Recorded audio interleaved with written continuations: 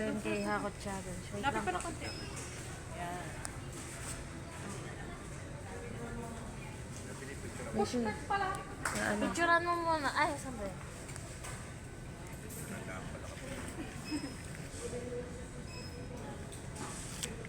Wait lang po. Action lang. Nasaan lang yung ganun maliit mo kahit wala na? Na ano po, hindi po kasi yung malalive. Kasi po, bakit po internet? Okay po, ready? 3, 2, 1. Okay, magandang hapon po ang minamahal kong tanawin niyo. Muli po si Atty. Junjun Trinidad. Kasama natin si Consel Angel Burgos po. Consel SK Kennedy Makalintong. Consel Glenwin Gonzales. at syempre yung napakaswerte na nanalo sa ating kagabi dun sa Hakot Challenge. Sabi natin, hindi lang isa kundi dalawa. Kasama natin si Joanne Manalo from Barangay Talaga. At syempre kasama rin naman natin si Jen Hernandez ng Barangay Tinure. Kagaling ano? Parehas JT dito ha. Si Joanne ang taga Talaga at si Jen ang taga Tinure. Okay. But anyway, bago ang lahat, gusto natin munang tanungin si Joanne at si Jen kung ano ang naging kanilang pakiramdam kagabi. Kasi kung titignan natin, ang dami-dami ng nauna sa inyo eh. Na nagkaroon ng pagkakataon. Kaya lang, hindi sila kasing swerte ninyo. Dahil napili ninyo ang tamang kahon kung saan nakalagay yung Hakot Challenge. Ano ba yung napili mo? 15. Bakit naman 15 ang iyong napili, Joanne? Last number na po kasi. Parang dandun lang.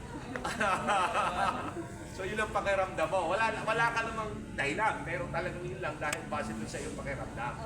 Okay. Ano naman yung napili mo? Gonzales. Gonzales. Bakit naman Gonzales? Kasi doon din po ako nanalo yung tinanong ko kung ano po yung ano niyo po sa City Hall. Okay. So may mga, kumbaga sa ano, may mga ligaw pala mga ito, may pattern. May pattern sila. Kaya yun talaga. Alam mo, pero ang mga babae daw yun mga yan isabi. Yung real instinct ng babae, napakalakas at almost open ay tama. Pero pagka naman siguro naghihinala, hindi tama yung ano. Dahil dito lang ang applicable sa akong challenge. Okay. So ngayon, Jen, Joanne, ano masasabi mo naman sa, at ikaw ay narito na nga, kagabi, parang hindi ka namin masyadong makausap eh. Ngayon, ano yung masasabi? Salamat po, ano po. Salamat po sa inyo po, guys. Sa inyo po, Sir Glenn. Sa inyo po, Sir Angeles. Sino kasama mo naman ngayon dito? Lola ko po, at saka po si na mama. Lola mo at mama mo. Okay? At, Thank you po, at saka advance birthday gift na rin po. kailan birthday mo? Sa 23 po. Kaya hindi mabait dahil kay February. Alam mo mga Pebrero, mababait na yan, mapakmahal pa yan dahil kaya nga inilagay yung araw ng mga puso sa petsa at buwan ng Pebrero eh. Yan. Ikaw naman, Jen. Maraming salamat po. Una po sa inyo, Atty. Vice Mayor Junjun, at saka po sa tatlong Marcel na nandito. Maraming salamat po. Kasi po, kahit po kayo po yung may birthday bukas, kayo po yung nagbigay po ng regalo. maraming. Pero unang-una parang mapapasalamat kami sa Procter & Gamble and of course Nestle. Sila yung ating tumulong upang magkaroon ng katuparan ng ating programa na makapagbigay ng saya sa ating mga kababayan. Patuwa nyo si Jen, tinatanong ko kung saan siya tinurik eh. Sabi nyo doon sa Bukana, ayaw nga, ay sino lang iyong pad doon sa mga Hernandez. Kasi kaibigan ko si Tio Greg. Lagi rin ako naroon. Kahit kung araw, wala pa sa kami. Ano kami Korea? So yun. So ready na kayo?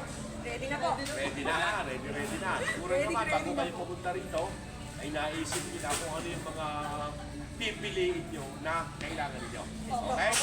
So ngayon, sino ang una? Sino ang una? Si Joanne. Si Jen ang una. Okay, si Jen. Okay ka na? Okay, sige. Pahingin ng ano ha? Gagalingan mo ha? Piliin mo ang dapat mong piliin. Okay?